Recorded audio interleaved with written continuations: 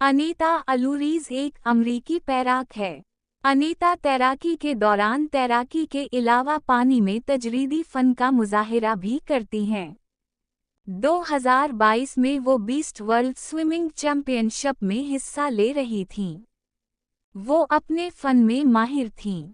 इस मुकाबले में इन्हें पानी के नीचे ज़्यादा से ज़्यादा रहने का मुज़ाहिरा करना था ताकि वो रिकॉर्ड कायम कर सकें।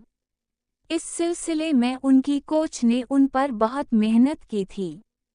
अनीता ने गोता लगाया और फिर वो पानी की गहराई में जा पहुँचें। वक्त गुजरता रहा और वो ज़्यादा से ज़्यादा पानी के ज़ेर रहने के रिकॉर्ड के लिए हौसलामंद रहीं।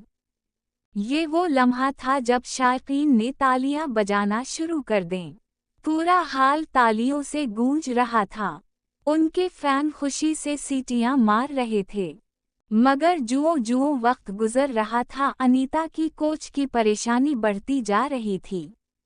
उन्हें उम्मीद थी कि जल्द ही अनीता लंबी सांस लेकर मुस्कुराती हुई पानी की सतह पर नमूदार हो जाएगी। तालियों को गूंज में इजाफा होता चला गया। मगर फिर अनीता की कोच ने फैसला किया और वो पानी में कूद गईं।